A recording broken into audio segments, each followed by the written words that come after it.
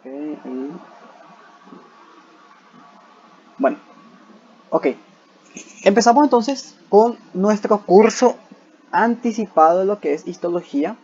Vamos a ver todo lo que entra en el primer parcial y este es el primer contenido con lo que la facultad nos da la bienvenida a esta materia. Bueno, empezamos con una pregunta muy básica. ¿Qué es la histología? Pero yo quiero plantearles una pregunta aún más básica. ¿Qué es estudiar medicina? ¿Sí? Normalmente cuando nosotros pensamos en una persona que estudia medicina, es decir, sí, seguramente a ustedes en sus TikToks, en su Instagram, ahora que ya se los volvieron a descargar, seguramente luego de todo lo que fue el estrés de los finales, les salen reels, consejos, sí, tips de personas que estudian medicina, doctores que hacen videos motivacionales, de organización, de apuntes, todo eso. ¿Y qué es lo primero que ustedes piensan? ¿O qué es el primer consejo que ustedes les dan? Todos los consejos que van a ver, o la mayoría de, sí, la mayoría de tips, van a ver que están enfocados al estudio de qué cosa? Anatomía, ¿sí? Ya que justamente nosotros pensamos que, o sea, relacionamos primer año de medicina con anatomía. Yo ingreso a la facultad y voy a estudiar anatomía. Pero les aviso, anatomía empieza en primer semestre y acaba en segundo. Wow, primer año. Les quedan otros 5 años de carrera. Entonces, acá, ¿qué pasa? Nos limitamos con conocimiento externo. Es decir, no tenemos que simplemente quedarnos con lo que nos dice la gente, sino que también hay muchas más materias además de anatomía, como es, por ejemplo, la histología, ¿sí?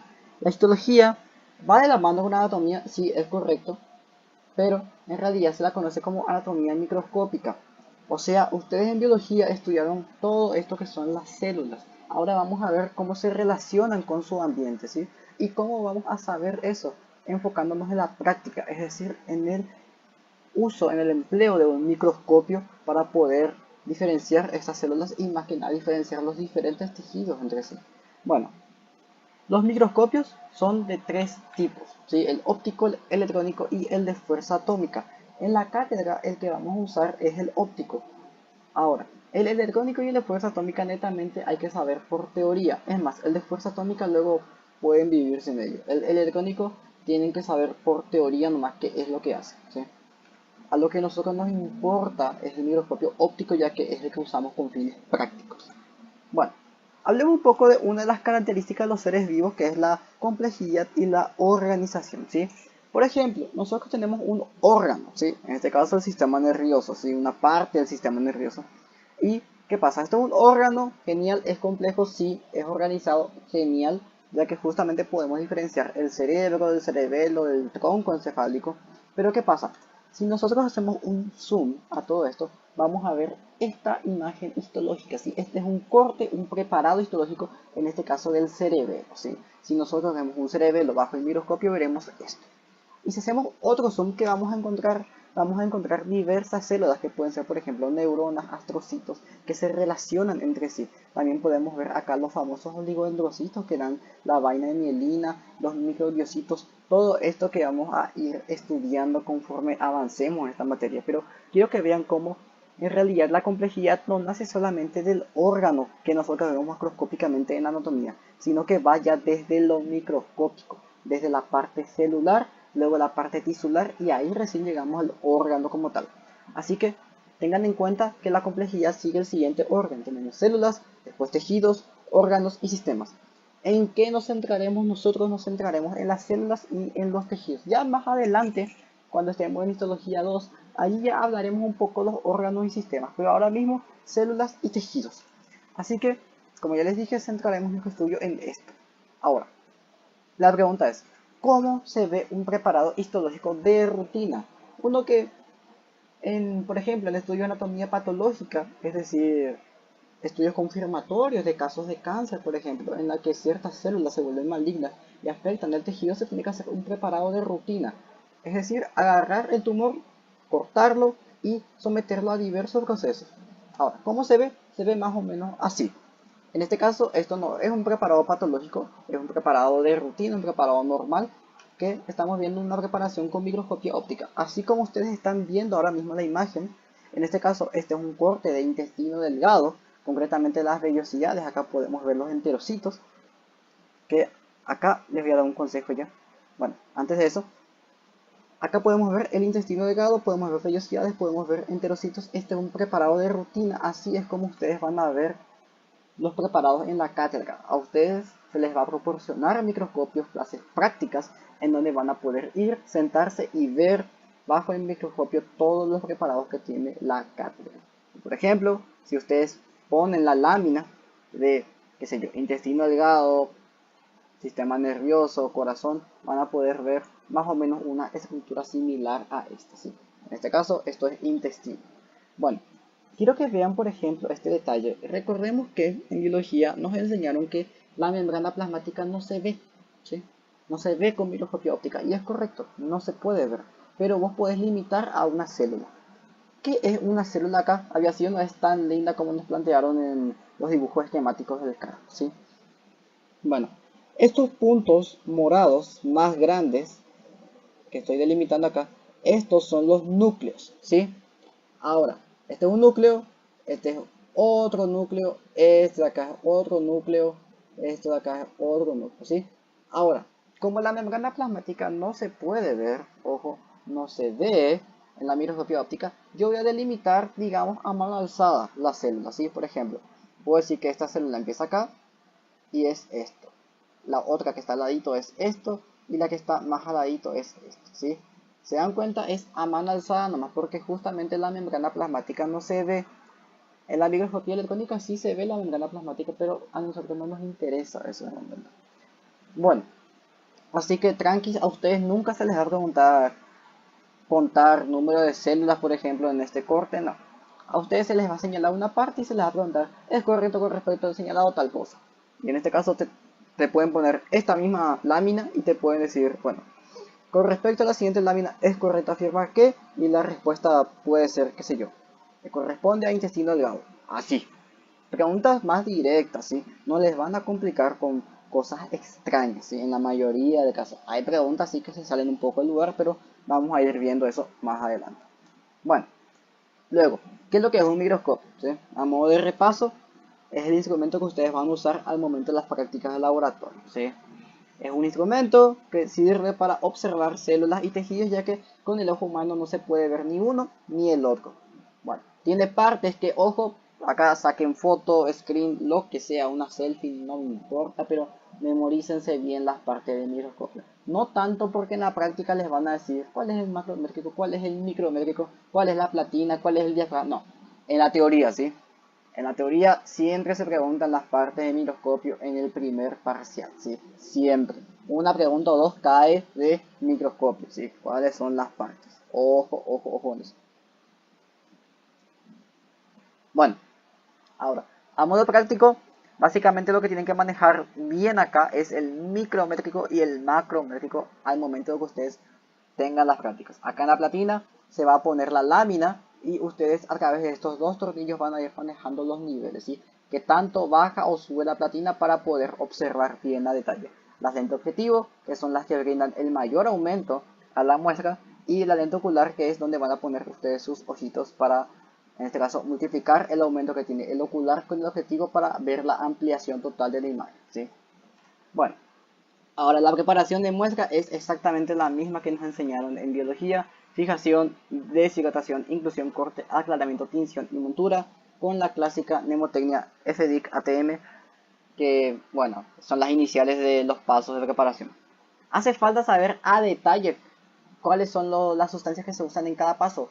Y no tanto, no tanto, no tanto. Solamente algunos pasos tienen que saber bien qué sustancias se usan porque netamente vamos a usar a la práctica diaria, ¿sí? Bueno, y ahora acá una observación. Lo más probable es que alguno de ustedes haya pillado que acá yo no puse obtención, ¿sí? ¿Por qué? Porque la preparación va después de la obtención. Si yo les pregunto, ¿cuál es el primer paso de preparación de muestra? Nunca jamás es obtener la muestra, ¿sí? Si vos estás preparando la muestra es porque ya tenés una muestra, ¿sí? Les digo porque se preguntó justamente en mi año en una entrega, ¿sí? Se preguntó cuál es el primer paso de preparación de muestra, todo el mundo marcó obtención, la respuesta es fijación, ¿sí? Tengan muy en cuenta. Bueno, ok, vamos a hablar un poquito de los pasos, ¿sí? La fijación. ¿Alguien le conoce a este señor? Lo más probable es que no, ¿sí? Este señor es Charles Babbage. Ahora, ¿qué tiene de importancia él? Él básicamente, digamos que diseñó la primera máquina inteligente, ¿sí? La precursora de lo que hoy en día son los ordenadores o las computadoras. Y bueno, este tipo, imagínense, en los años 1900 era un genio. Poder diseñar una cosa así era impresionante. Por lo tanto, ¿qué es lo que hizo la población científica de ese entonces? Esperó a que él muera y conservaron su cerebro en el Museo de Londres, ¿sí? Y su cerebro sigue actualmente conservado a este detalle, ¿sí? Básicamente conservaron la mitad de su cerebro y la mitad de su cerebelo, ¿sí? Sigue fijado en qué cosa, en formaldehído. Ahora, básicamente esa es la función de una sustancia fijadora, conservar una estructura, ¿sí? ¿Por qué? Porque detiene el metabolismo, es decir, básicamente lo congelas en el tiempo. Ahora, tiene más características además de detener el metabolismo. Primero, impide la degradación de las células, es decir, si se dan cuenta, esta mitad del cerebro permanece intacta porque justamente las células, ojo, no están sufriendo apoptosis, no se están degradando a sí mismas, se detuvo completamente, se congeló en el tiempo. Luego, destruye a todos los microorganismos invasores. Si vos, por ejemplo, abrís este pote y le derramas un cúmulo de bacterias, por ejemplo, estafilococo, ¿qué es lo que va a pasar? Nada, ya que el formaldehído es un ambiente muy tóxico para las bacterias, ¿sí? Así que cualquier microorganismo que quiera invadir lo que es este potecito va a morir. Y finalmente va a endurecer el tejido. Y acá es la pregunta, ¿no era la parafina la que endurecía el tejido? Sí, genial. Pero dependiendo de la potencia del agente fijador, puede ya inclusive el fijador solamente puede tanto fijar, obviamente, deshidratar la muestra y a su vez endurecerla, ¿sí? Así que ojo, tengan en cuenta, depende de la potencia del agente fijador. Bueno, y el fijador que más usamos en histología es la formalina. Bueno, ahora, en bioquímica van a tener una práctica que es sacarle sangre a sus compañeros por medio de sí, inyectar y sacar sangre, extracción. ¿Y para qué hacen esto? Para hacer lo conocido como frotis sanguíneo. Lamentablemente en bioquímica no alcanza el tiempo para observar tal cual la sangre de sus compañeros bajo el microscopio, pero básicamente es así como se realiza un frotis. Se saca sangre, se pone en un portaobjetos, se desliza sobre esta bolita de sangre el cubre objeto y finalmente se tiñe, se hacen todos los procesos con hematocilina y eosina que vamos a ver después y obtenemos esto. Células de la sangre, en este caso glóbulos rojos que son los eritrocitos. Bueno, ahora yo les pregunto, y acá empieza la participación en este curso, ¿sí? Yo quiero que las clases sean interactivas. Les pregunto, ustedes cuando vean al microscopio este frotis de acá, ¿creen que las células, ojo, en este caso los glóbulos rojos o eritrocitos van a estar quietas o en movimiento? Les pregunto.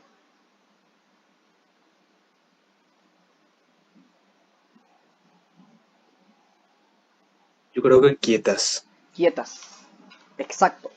Porque justamente la fijación de un tejido es básicamente sacarle una foto.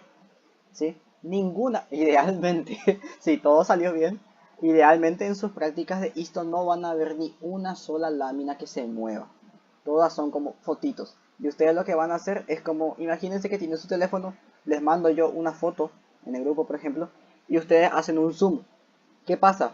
Ustedes hicieron un zoom en la imagen y son libres de desplazarse por la imagen, ¿sí? Esto sí hacen el zoom. Ahora, ¿qué pasa? Básicamente es lo mismo esto en histología. Hacemos un zoom a lo que es el corte, a lo que es el tejido, y ustedes son libres de desplazarse con el microscopio por ese tejido. Genial. Bueno, ahora, en cuanto a la deshidratación y el aclaramiento, ¿qué es lo que tenemos que tener en cuenta? Y es muy importante. Bueno, tenemos acá un modelo, lo que es un enterocito, por ejemplo, el clásico enterocito.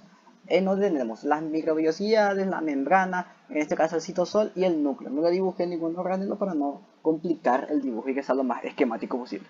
Bueno, ahora, ¿qué pasa? Yo quiero meter, en este caso, un agente que sea un impregnador o un inclusor, que es la parafina. Quiero endurecer esta muestra. Ahora, vamos a ver si se acuerdan por biología. La parafina puede entrar así como Pablo por su casa en el enterocito, ¿sí o no?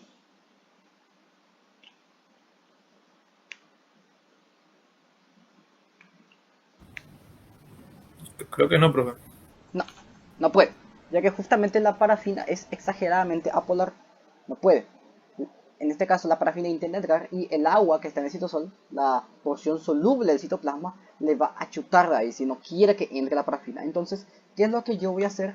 Voy a suministrar alcohol a este enterocito en concentraciones cada vez crecientes, ¿sí?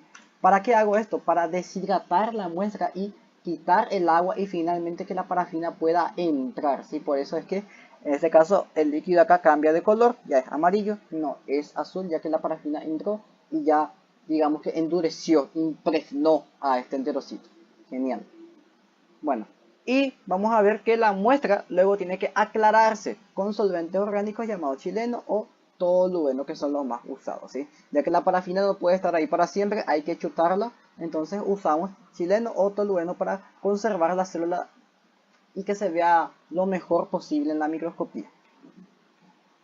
Bueno, luego hablaremos un poco de los cortes histológicos. Acá lo que les dije al principio. La histología es una ciencia reduccionista, es decir, tenemos que comprender a nuestro objeto de estudio, que en este caso células y tejidos, mediante la descripción de sus partes y después, ¿qué pasa? Juntamos una partecita, otra, y al final entendemos el todo como un conjunto, ¿sí? Tenemos una idea clara de lo que estamos hablando.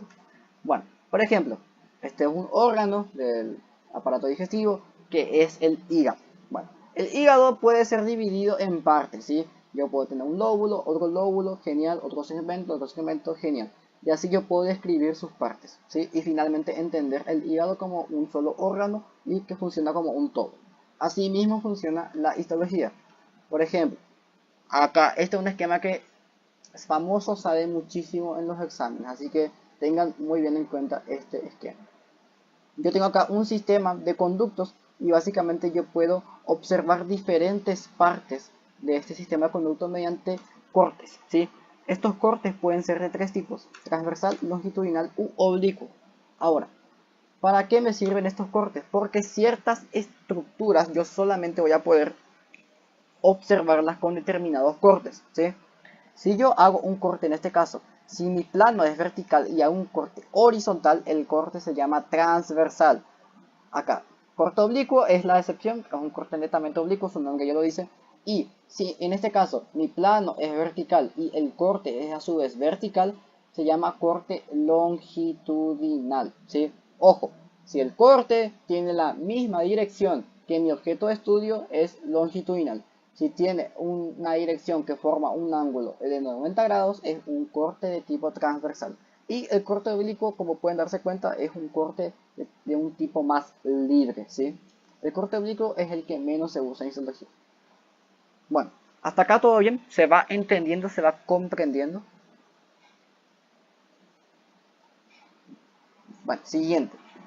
Ahora pasamos ya con las técnicas de tinción. Bueno, la más común es la de rutina, por algo se llama de rutina, ¿sí?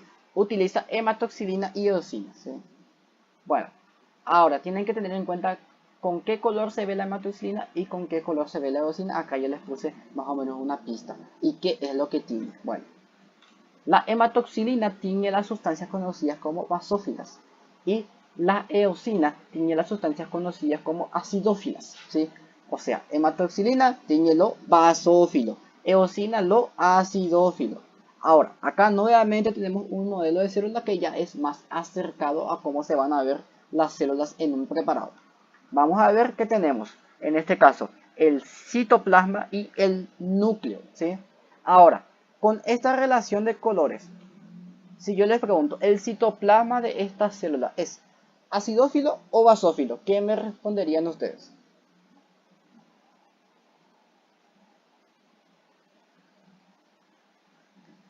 Citoplasma es acidófila. Acidófilo, genial.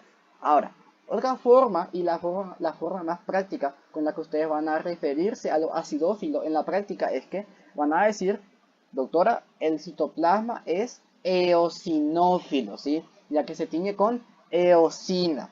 Y en cambio, acá el núcleo se tiñe con hematoxilina, por lo tanto van a decir, doctora, el núcleo es, en este caso, basófilo, ¿sí? Ojo, cuando se tiñe con eosina, eosinófilo; cuando se tiñe con hematoxilina, basófilo, ¿sí? El término acidófilo casi nunca se utiliza. Bueno, y acá pueden ver, en este caso, un corte teñido con hematoxilina y eosina que corresponde a la cápsula de Bowman, ¿sí? Del riñón. Este, por ejemplo, un glomérulo, y acá tenemos todas las células, en este caso células de matriz, células mesangiales, por ejemplo. Acá tenemos la mácula densa, muchas cosas que van a ir aprendiendo ustedes más adelante y a identificar. Yo sé, les entiendo, yo también pasé por esto, que al principio en histología, y seguramente les está pasando, son netamente puntitos lilas y puntitos rosaditos por ahí y no se entiende nada. Pero van a darse cuenta que con el tiempo va a ir tomando forma, por así decirlo, todo esto. Bueno, ok.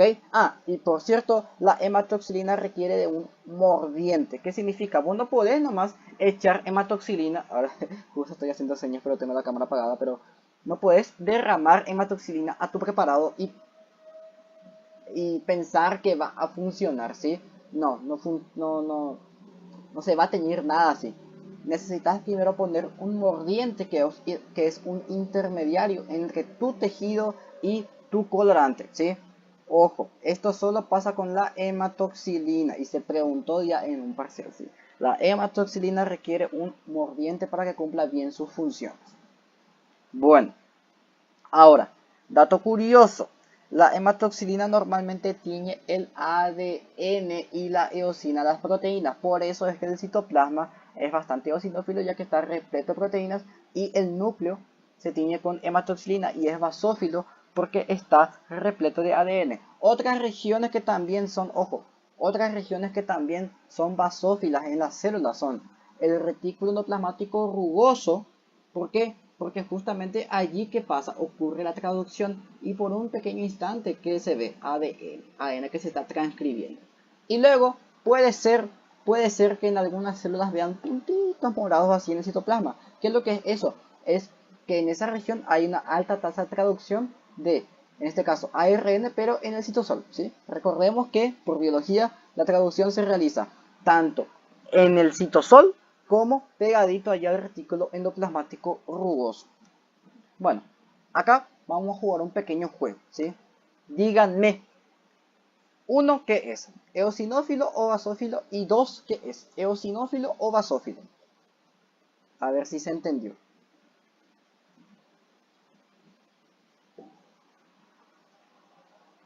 Vean bien, ya sé que en uno hay puntitos morados, hay partes rosaditas, pero ¿qué es lo que predomina en uno y qué es lo que predomina en dos?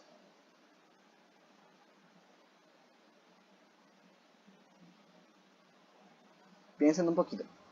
Uno es eosinófilo y dos es basófilo. Genial. Uno es eosinófilo y dos es basófilo, ¿sí? Así mismo. Ahora, en esta imagen... Ay, ya les dije la respuesta, se me fue. Bueno, acá tenemos 1 y 2, lo mismo, ¿sí? 1 es basófilo, 2 es eosinófilo. Guiémonos por el color. Y acá, por ejemplo, 1, ¿qué es? ¿Eosinófilo o basófilo? ¿Qué piensan ustedes?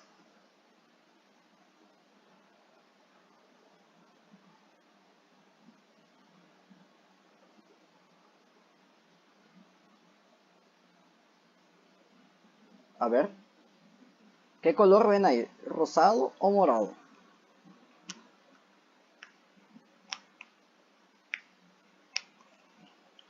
Eosinófilo. Eosinófilo, genial, ¿sí? Bueno, pasamos entonces a otras técnicas de tinción. No son muy usadas como la de rutina, pero es bueno saber que existen, ¿sí? Primero tenemos la orceína y fucsina resorcina, después la impregnación argéntica y finalmente la tricrómica de Mallory. Ahora, ¿qué pasa con cada una? La primera es para la tinción de fibras elásticas, ¿sí? Se ve así. Esta, por ejemplo, es una fibra elástica, ¿sí? Y yo puedo distinguirla en Full HD 4K gracias a que se usó orceína y fucsina resorcina, ¿sí? ¿Se entiende eso? Así es como se ve en este caso, unas fibras elásticas con esta tinción.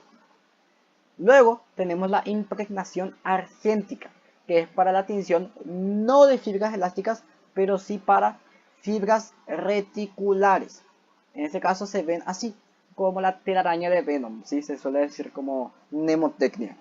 Así que recordemos, impregnación argéntica es para las fibras reticulares. Se llaman reticulares ya que, como pueden ver, forman redes, ¿sí? Estas redes son rígidas, no son elásticas, son rígidas y se ven negras. Por eso es que se hace la asociación con la telaraña de Venom, ¿sí? Ahí tienen ya una pequeña mnemotecnia. Y finalmente la tricrómica de Mallory, que es para la tinción de fibras de colágeno. Ahora, ¿qué pasa? La tricrómica de Mallory tiene, como su nombre indica, tres colorantes que son anilina azul, fucsina ácida y naranja G. Ahora, ¿qué pasa? Se ve muy raro, ya sé. Esto suele variar entre verde y azul. Cuando es muy verde ya, en este caso está en una transición ya entre azul y verde, medio verde acuoso es esto. Cuando es verde, verde, verde se la conoce como tricrómica de Mason. Cuando es azul es tricrómica de Mallory, pero esta es una transición ya entre verde y azul. Bueno, ¿qué pasa? Esta última técnica, las tricrómicas, ya sea de Mallory o de Mason, ambas son para colágeno, no se suele usar mucho porque ¿qué pasa? El colágeno abunda. En todas las células encontramos colágeno, ¿sí? Así que ya se tiene por entendido que como ya sabemos que hay colágeno en todos sitios del cuerpo, recordemos que es la proteína más abundante, no hace falta ni una tinción específica para el colágeno. Pero igual se creó esa tinción. No se suele usar mucho, pero para que tengan en cuenta. Bueno, ahora ¿qué pasa con el reactivo de Schiff? ¿Se acuerdan más o menos esto por química?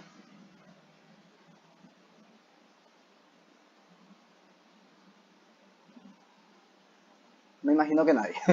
Bueno, ok. El reactivo de Schiff es, digamos, el ácido periódico de Schiff, ¿sí? Ahora, obviamente es mejor llamarlo reactivo de Schiff, más simple. Bueno, ¿se utiliza para qué? Para la tinción de Fusion y ver ADN o para la observación a detalle del moco. Esto es lo que nos interesa ahora mismo en histología, ¿sí? La observación de moco. Tenemos una célula, en este caso, esta célula se llama célula caliciforme. Como pueden darse cuenta, es como un enterocito, pero su núcleo acá está aplastado. ¿Por qué? Por esta cosa blanca de acá. Esta cosa blanca acá es el moco y no se ve. Con la tinción de hematoxilina y eosina no se ve el moco, se ve blanco. Pero ¿qué pasa? Si le aplicamos la tinción de Paz, que es básicamente aplicar el reactivo de Schiff para observar el moco, vamos a ver que ya se tiñe, ¿sí? Por eso puedo decir que esta célula caliciforme es Paz positiva. ¿Y qué es lo que es el moco? En teoría, es de conjunto alcalino soluble de agua y carbohidratos, ¿sí? Agua más azúcares, en este caso tenemos ¿qué cosa? El moco. Y si les preguntan de manera teórica qué es lo que tiene específicamente el ácido periódico de Schiff, los carbohidratos, ¿sí?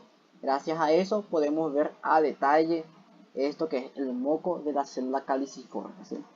Acá, por ejemplo, vemos células caliciformes que se tiñen con hematoxilina y eosina. Como pueden ver, veo estas burbujas blancas que, como pueden darse cuenta, se ven blancas y no se tiñen tal cual, no se distinguen tan bien que digamos entre las demás células. Pero si yo le aplico la tinción de Paz, acá pueden ver que ya se tiñe a detalle el moco, ¿sí? ¿Se entiende hasta acá?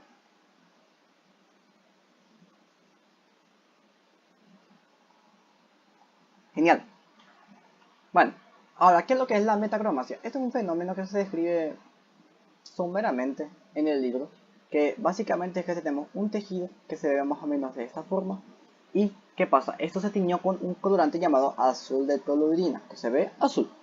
Bueno, ahora, si el tejido es sensible, muy sensible al azul de toluidina, y además presenta polianiones, muchísimos polianiones, ¿qué es lo que va a pasar? Esto va a presentar un cambio de color.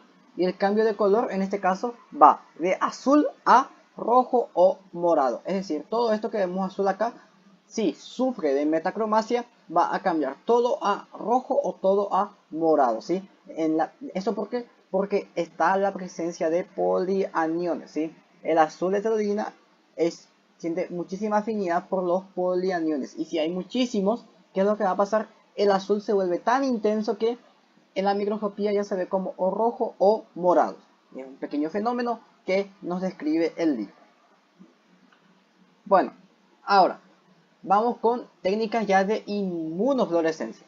En este caso, ¿qué es lo que es la inmunofluorescencia? Es la capacidad fluorescente que tienen los anticuerpos y vamos a aprovechar esto para ¿qué cosa? Para generar imágenes y para poder observar ya con más colorcitos, por así decirlo, los tejidos.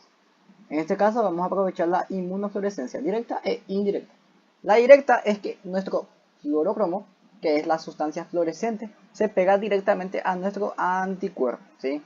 Ahora, la indirecta es que tenemos un anticuerpo que está pegado a nuestro antígeno y uno, dos o muchos más anticuerpos secundarios que se unen a nuestro anticuerpo primario.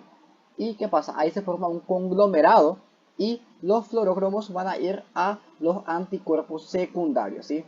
Ahora, ¿cuál es lo que es más efectiva entre estas dos? Siempre la indirecta, ya que tenemos más anticuerpos secundarios, más fluorocromos y por lo tanto una mayor luminiscencia a la hora de observar las imágenes que vamos a generar mediante la fluorescencia, ¿sí? A mayor fluorocromo, más intensidad, por lo tanto mejor y mayor calidad de imagen.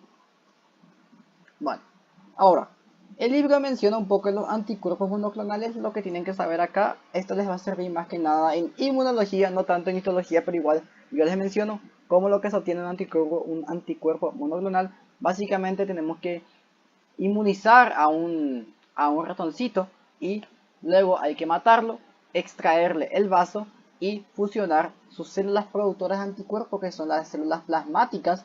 Vamos a fusionarlas con células de crecimiento ilimitado, que son en este caso las células tumorales. Las fusionamos y generamos lo conocido como hibridoma. Por lo tanto tenemos básicamente un generador ilimitado de anticuerpos monoclonales, ¿sí? Esto es lo que tienen que saber, cómo se produce, pero en histología no se les va a hinchar tanto con esto, se les va a hinchar más que nada en inmunología, cuando den en segundo año. Bueno, y así hermosos, es como se ve un preparado con inmunofluorescencia. En este caso podemos ver que tenemos más colorcitos y si bien no se observa tanto a detalle a simple vista las imágenes, si tenemos un contexto podemos saber bien a qué nos estamos enfrentando en estas preparaciones. Por ejemplo, acá yo puedo decir que todo esto verde es, en este caso, una proteína en específico. Puedo decir que es colágeno o puedo decir que es ciertas moléculas que yo estoy rastreando. Para eso sirve la inmunofluorescencia, no tanto para generar estos tejidos así hermosos y bien llamativos, sino que para que todo se vea de un solo color y resalte lo que yo estoy buscando, ¿sí? Por ejemplo, puede ser que, como les digo, esto verde sea colágeno, ¿sí? En este caso, este tejido tiene abundante colágeno. Para eso sirve la inmunofluorescencia, para rastrear, ¿sí? Y acá, más ejemplos. Veo muchísimos puntos rojos y puntos verdes. Si a mí me brindan un contexto, yo puedo decir que el punto verde es, por ejemplo, un anticuerpo específico, ¿sí? ¿Qué sé yo? Y los puntos rojos puedo decir que son eritrocitos, ¿sí? Necesito un contexto para poder decir qué es lo que estoy viendo con inmunofluorescencia. Bueno, ahora vamos con otro tipo de microscopios que en este caso son más microscopios ópticos que no se suelen usar mucho en la práctica, que son los microscopios de expansión, contraste de fase, campo oscuro y con focal de barrido láser. Acá me imagino que los dos que les parece completamente nuevos para ustedes son los de expansión y los de campo oscuro. En este caso, el de expansión básicamente nos brinda una mayor resolución que el microscopio óptico convencional, pero esto gracias a la ayuda de un gel, ¿sí? La imagen UAU parece de mayor calidad, pero básicamente estamos viendo a través de un gel que expande la imagen, ¿sí? No es una calidad mayor, así como por ejemplo nos puede dar el microscopio con focal de barrido láser, ¿sí? Luego, el de contraste de fases no requiere tinción. Esa es su particularidad que nos describe el libro. No requiere tinción y sirve para observar células in vivo, ¿sí? Y el de campo oscuro es el más interesante de todos, ya que es para estudios patológicos. Ya vamos a ir viendo un ejemplo. Y luego tenemos el confocal de barrido láser, que nos permite visualizar imágenes en 3D. Si bien este 3D no es tan real, ya pega, por así decirlo. Tipo, es una reconstrucción de la imagen en 3D. No es una imagen directamente en 3D como nos puede ofrecer un microscopio electrónico de barrido, ¿sí? Así que, ojo, si bien la imagen se ve 3D, no es tal cual un 3D natural. Bueno, ok.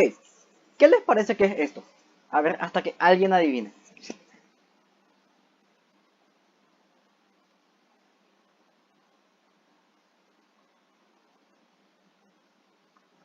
¿Qué creen que es? Esto de acá. A ver, esto. Este zigzag. Usen toda su imaginación. ¿Qué? Un parásito. Casi, casi, casi.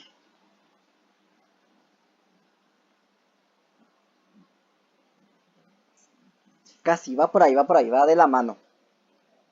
Una bacteria. Exacto, una bacteria, sí. Ahora, ustedes van a decir, che, pero esto no es como la E. coli. Bueno, gente, bienvenidos a la facultad. Hay muchas más bacterias además de la E. coli. ¿Sí? Esto de acá se llama Treponema pallidum. ¿Y esto en qué me afecta a mí? Bueno, esta es una bacteria, una espiroqueta, porque tiene esta forma en zigzag. Y vamos a ver que es el causante del sífilis a nivel mundial, ¿sí? Acá podemos ver un gráfico que nos dice la incidencia del sífilis a nivel mundial. Como pueden ver, es una enfermedad bastante incidente y bastante prevalente al mismo tiempo. Es decir, cada año aumentan los casos, ¿sí? Ahora, ¿qué pasa si yo quiero hacer un estudio del sífilis a nivel microscópico, a nivel patológico? Me va a costar muchísimo, ya que hay muchísimos casos y voy a gastar muchísima plata. Para eso se inventó el microscopio óptico de campo oscuro, que básicamente es tomarle una foto con flash a la bacteria, ¿sí? Acá podemos ver que estos son Treponema pallidum observados bajo un microscopio a campo oscuro. El microscopio a campo claro cuesta muchísimo más dinero la preparación de imágenes porque vos ves todo el panorama. En cambio acá yo puedo decir, voy a sacar una foto con flash y que solamente se vean los Treponema pallidum, en este caso estas bacterias, y por eso es que es mucho más barato, mucho más eficiente y eso reduce mucho los costos al momento de hacer estudios patológicos, ¿sí? ¿Se entendió? Esto del campo oscuro.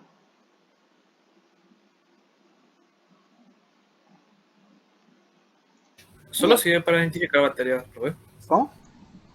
Que sí, solo sirve para identificar esta bacteria nomás o otras No, cosas. sirve para muchas bacterias, pero en la que se popularizó es para el Treponema pallidum, porque justamente hay muchísimos casos a nivel mundial. Vos, por ejemplo, podés identificar E. coli con esto, pero no te va a servir de mucho, ¿sí? Ya que E. coli luego es una bacteria que abunda en todos los seres humanos, ya que es parte luego del microbioma, digamos, ¿sí? Habita luego en nosotros la E. coli, ¿sí? Por eso justamente usamos para la identificación de patógenos, ¿sí? O sea, bacterias que causan enfermedades, tal cual. Bueno, esta es una tablita que nos ofrece el libro. Estaría muy bien que se la memoricen, ya que se pregunta muchísimo la resolución que tienen los diferentes sistemas ópticos, ¿sí? Bueno, luego pasamos ya con la microscopía electrónica. Vamos a ver que es de muy alta resolución y que usa electrones, ¿sí? Algo así es como se ve un microscopio electrónico.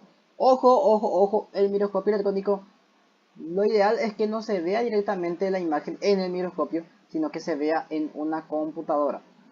Y algo así es el sistema de un microscopio electrónico. Tenemos una fuente de tungsteno, tenemos diferencia potencial y tenemos un ánodo. El ánodo, ¿qué es lo que va a hacer? Va a atraer estos electrones, ¿sí? ¿Cómo se desplaza el electrón? Gracias a esta diferencia de potencial, ¿sí? Ahí a los que les gustó física, capaz entendieron mejor esta parte, ¿sí? La fuente de tungsteno emite los electrones y la diferencia potencial permite que se muevan estos electrones a gran velocidad hasta el ánodo, que es lo que atrae a los electrones, ¿sí? Así es como se ve un preparado con microscopía electrónica de transmisión. En este caso podemos ver una mitocondria. Imagínense un poco que podemos ver inclusive las crestas mitocondriales de la mitocondria. O sea, acá estamos hablando de un aumento enorme, ¿sí?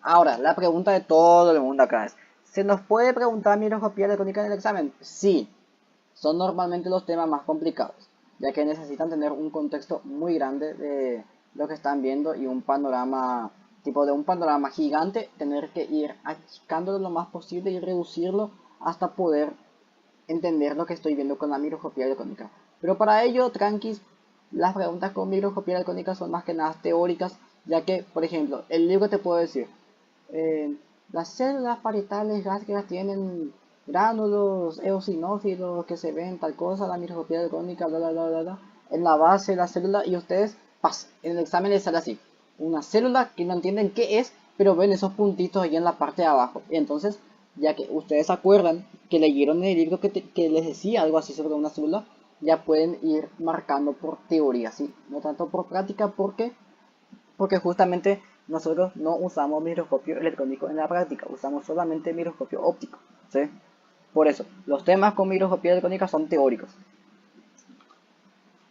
Y ya después acá tenemos la microscopía electrónica de barrido, en este caso un espermatozoide. Y como pueden ver, esto sí es un 3D puro, ¿sí? Esto sí es un 3D puro, no como el de confocal de barrido láser. Esto es un 3D puro. En este caso, esta imagen es 2D, acá es 3D.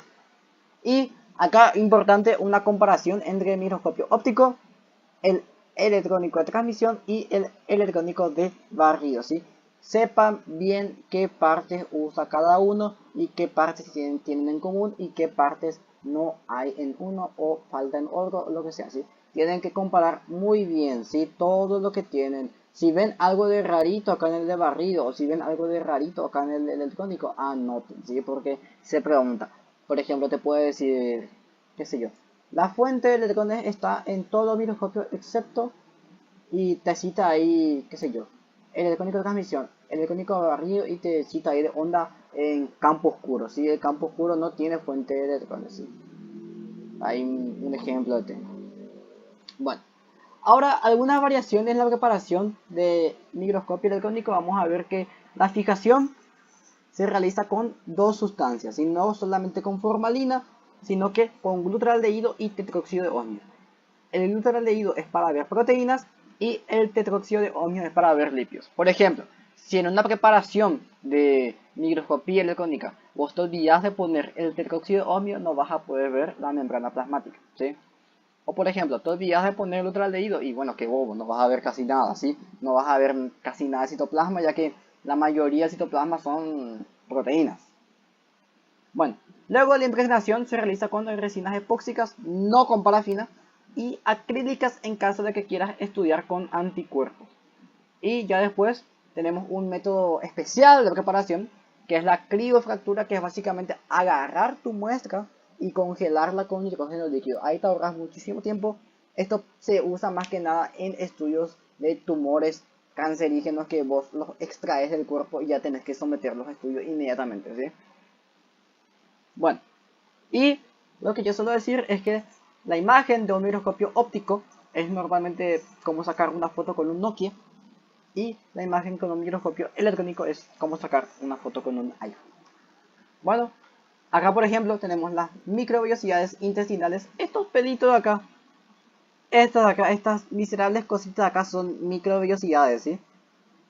Como pueden ver, apenas son agarradas por el microscopio óptico. Pero si tenemos este mismo corte con microscopía electrónica, podemos ver que ya las microvellosidades son inclusive delimitadas, porque recordemos que las microvellosidades, que son proyecciones de la membrana plasmática. ¿Y qué pasa? En el microscopio, ojo, en el microscopio electrónico ya se puede ver la membrana plasmática y por lo tanto acá ya se pueden ver las microvellosidades. Ojo que todo esto de acá es una célula nomás. Imagínense todo el zoom que tiene el microscopio electrónico. Bueno, ahora para ir terminando, un pequeño repaso. Si yo les pregunto, este preparado de acá, ¿con qué microscopio se hizo?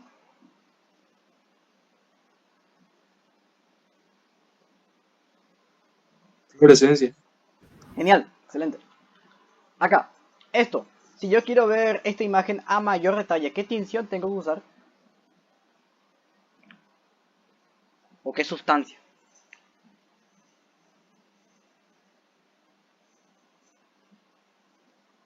Fíjense bien, veo ahí algo blanco. ¿Cómo puedo hacer que eso blanco se vea rojo, por ejemplo?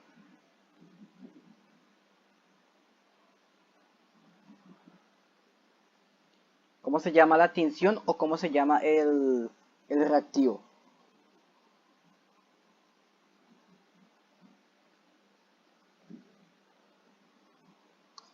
A ver, Reactivo de Fishner. de Schiff, ¿sí? O tinción de paz, ¿sí? Así es como puedo ver que esto es moco, es blanco, ¿sí? Esto es moco. Entonces, si yo le aplico paz, voy a ver que todo esto se pone rojito, ¿sí? Luego, acá, la estrella, eosinófilo o basófilo. Eosinófilo.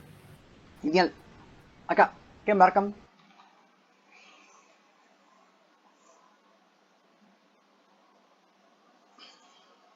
¿Cuál es la respuesta, según ustedes?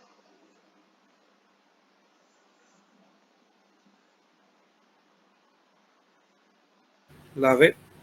La B, correcto. Tema 2, ¿qué marcan? Con esto cerramos ya.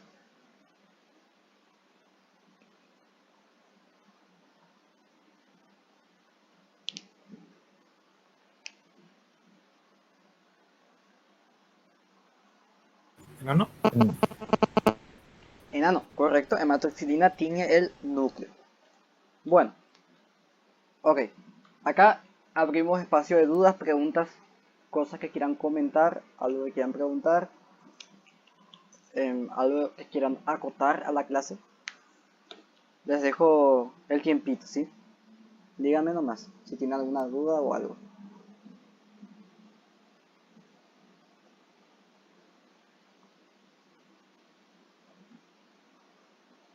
Yo tengo una duda sobre las partes del microscopio. Sí, Había algunos donde había una abreviatura que decía T micro, algo así. ¿Qué sí, era eso? tornillo. Ah, sí, eso no. Tornillo micrométrico o macrométrico, ¿sí? ¿Alguna otra duda?